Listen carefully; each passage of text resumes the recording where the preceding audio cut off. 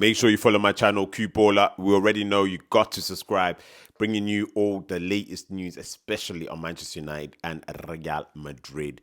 And of course, the rest of the Premier League or whatever other games I watch. We're going to be covering a bit of AFCON as well, as AFCON has started. But let's go. Manchester United versus Aston Villa. Not late with it because I want to give you a little bit of analysis today. But one thing I want to highlight about this game is that, again, it's individual errors that cost Manchester United the game. Were Manchester United a better team? Yes, they were. They were better than Aston Villa. But does better mean effective? Does better mean you get the result? Does better mean you score more? No, it doesn't. Because moments in those games, Aston Villa, they know how to hold on.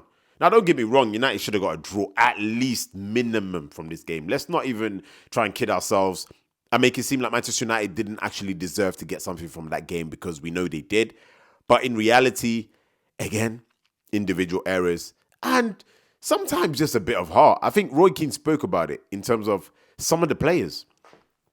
Like when you look at some of Manchester United's players, you question, why is he at Manchester United if he's not willing to give 100%?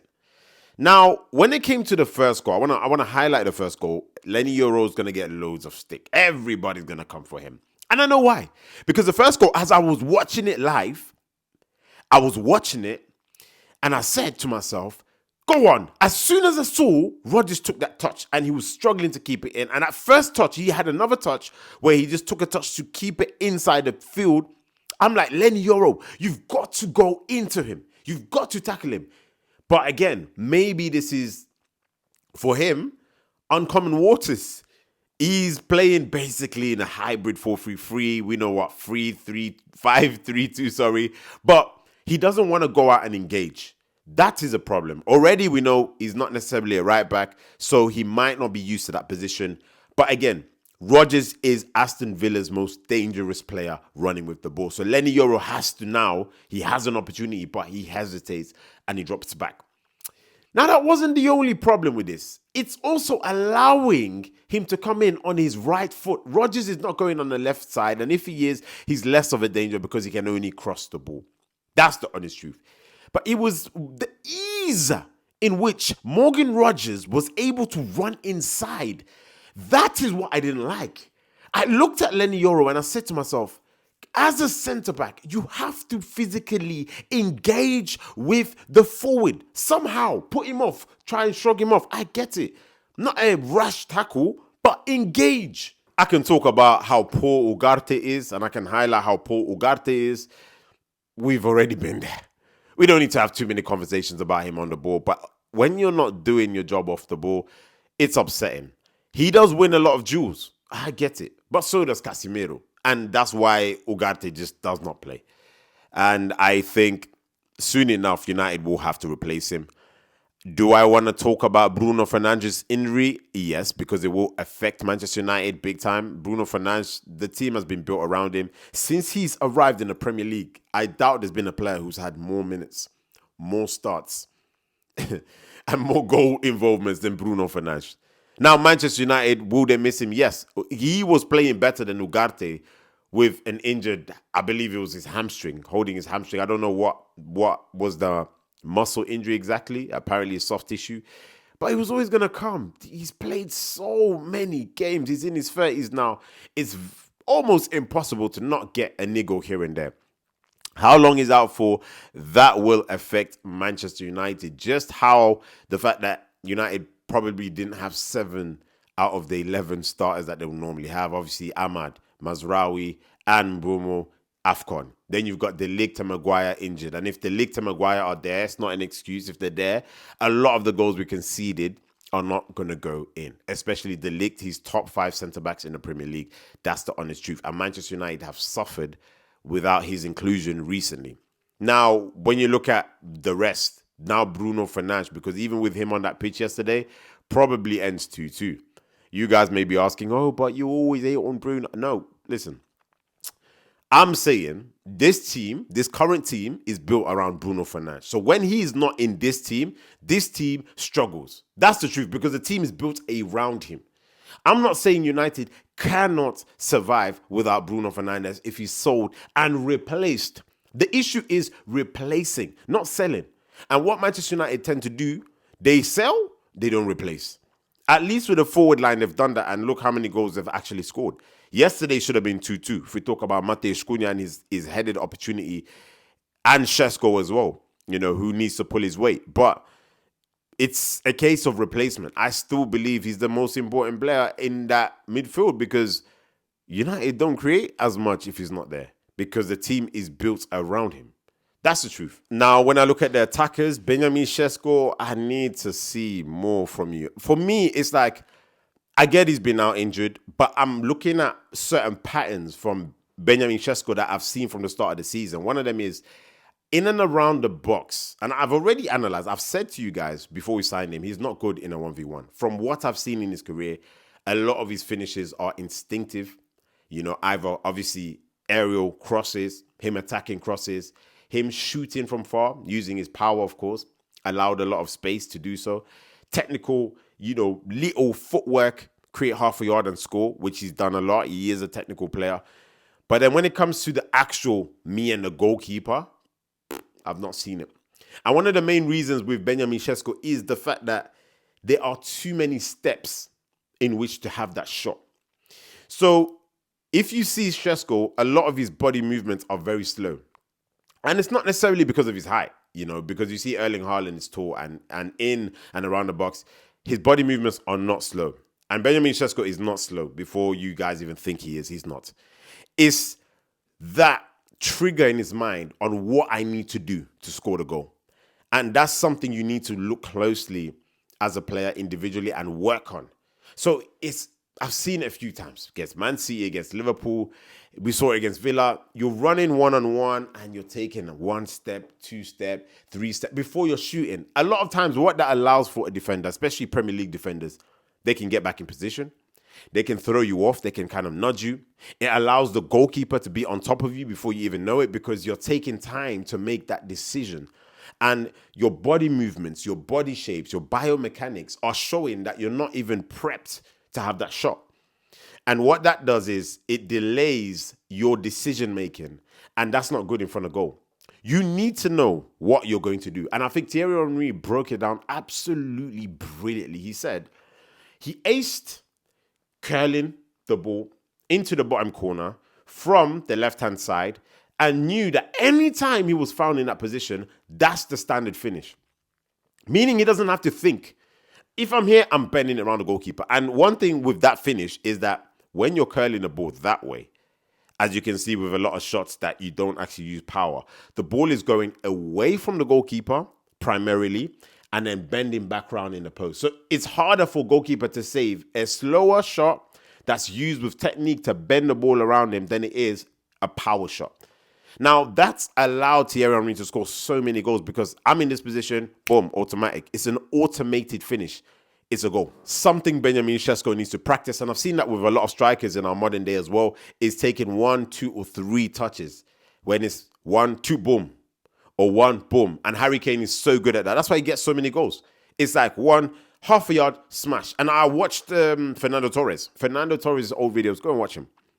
He will take 1 touch, another touch, half a yard, and as he takes the second touch, the third touch is a goal.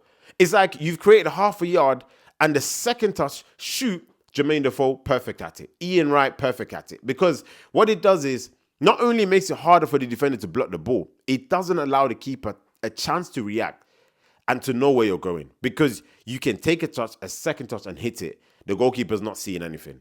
And that's what Benjamin Šeško needs to work on. Because now, there's money been spent. Yes, he's a young striker. People say Manchester United got it wrong with him. I don't think they got it wrong. Does he suit Manchester United 100% right now? No, because they don't cross the ball as much.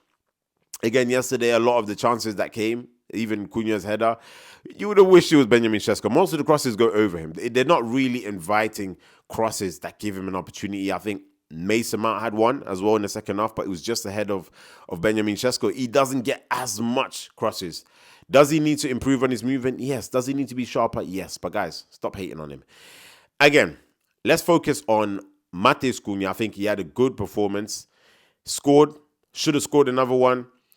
He's getting better. We're seeing the GA now. 2-2, of course, and he's got the assist as well against Wolves. He needs to step up when Brian Mbeumo and Ahmad is not there, and Ahmad Diallo and Brian Mbeumo are not there, and we lose. We lose.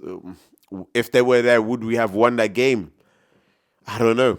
I don't know. It's a tough one. It's a tough one. But Manchester United squad right now, so it's not looking great. But I want to focus on the way Ruben Amorim actually coached the win. And Lisandro Martinez, I think, was superb. And it showed us the difference in having a ball-playing defensive midfielder or six, if you want to ask me. And I get it. He doesn't play there. But his attributes and his ability to play line-breaking passes made the difference. So let's have a look. So this is just a small analysis, and what you guys need to understand is that in this position, a lot of the time, what you found is Lisandro Martinez. That's the ball, and he found himself in this position a lot of the time. Luke Shaw, obviously Lenny Yoro. You'd have Diogo Dalot pushed up there, Dogu there, and obviously striker Cunha as close as possible, but between the passing lines, or Mason Mount, however you had it there, and Aiden Heaven. What Lisandro Martinez was doing was playing passes into these zones. And it's not the fact that he played those passes. It's the fact that he played those passes early. And that is what sets up attacks more than anything else. And I think people forget that, because when you're playing football, the picture changes once, twice. Every 2 seconds, the picture's changing. So having a player with the ability to control the ball and retain possession allowed Manchester United to build up. And they did have a chance. Dogu crossed it into Matheus Cunha. Manchester United should have equalized. I keep reiterating that. But with Lisandro Martinez in there, and what he did over and over again was recycle and also remain calm and have this equanimous nature on the ball that allowed Manchester United players to be steady. And that is a dream for players like Matheus Cunha, Mason Mount, Bruno Fernandes, if he was on the pitch, of course, as well. And it also allows everybody to get in position, because when the ball goes to a centre midfielder, if they keep on losing the ball, you have to understand, you have to retreat. Get back in the defensive position. That's what Casemiro does. That's what Ugarte does. And as good as Bruno Fernandes is, that's what he does. And Manchester United have to retreat, and you're not able to build sustained pressure, sustained periods of pressure. I'm not saying United ultimately did that, but they had control of that game against Villa. They didn't lose that game because they were awful. They lost it because of individual errors.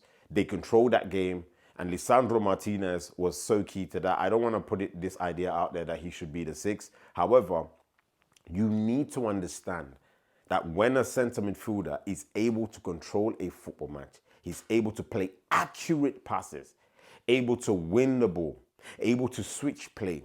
It allows a team to build on a foundation, a platform that allows that team to be better. And that's one thing that Lisandro Martinez allowed Manchester United to do. And that's why when he came on, you saw a massive difference. A massive difference. Now, if you had him and Bruno Fernandes in there, I pretty much think United might have won that game, because I think it would have freed Bruno Fernandes. Manchester United anyway. Before he came on, they had Ugarte in that role, and then, of course, they had Bruno Fernandes, because Matheus Cunha was pushed high, so they had Bruno Fernandes and Mason Mount basically as 2 10s, and Matheus Cunha just free roaming anywhere he wanted to. Has Amorim changed the system? He's definitely changed the template, and by that I mean United, their format has changed. So in instances, you see the build-ups where they'll be free. You see a build-up where that will be Luke Shaw, Aiden Heaven, Yoro, Diogo Dalot. That's Dogu. So it's a hybrid again, 4-3-3. You see the chances where, of course, you have this. Just tuck him around there. Mason Mount. Let's just say this is Dogu on the left. Matheus Cunha, Benjamin Sesko. And now you've got a 4-4-2. It changes, especially from a defensive standpoint, that can change. But one thing is for sure, Ruben Amorim has changed something. Is it because of the injuries? Maybe. It's difficult, because as much as you've seen the change in the last couple of games, Bournemouth, we scored 4. Villa, we scored 1. 5 goals in 2 games. We've also conceded 6 goals. We've also drawn one and lost one. So as much as he might come out and say, okay, you know what, I've changed things. We look better as a team. We perform better. There's improvements. Is that down to the manager? Is it down to the players playing where they need to play and where they know how to play? He's one of the only managers that I see is happily ready to put players in positions they don't normally play, which for me is not a good thing. It can't be a good thing, especially when you have players that are top players. Casemiro, Bruno Fernandes, Luke Shaw. Players will be playing outside of their comfort zones. It doesn't help them, and I think that can leave a lot of players exposed, especially when they're young players, and especially in a team that hasn't got its core settled yet. And I think that's where Manchester United find a lot of the issues right now. It's difficult.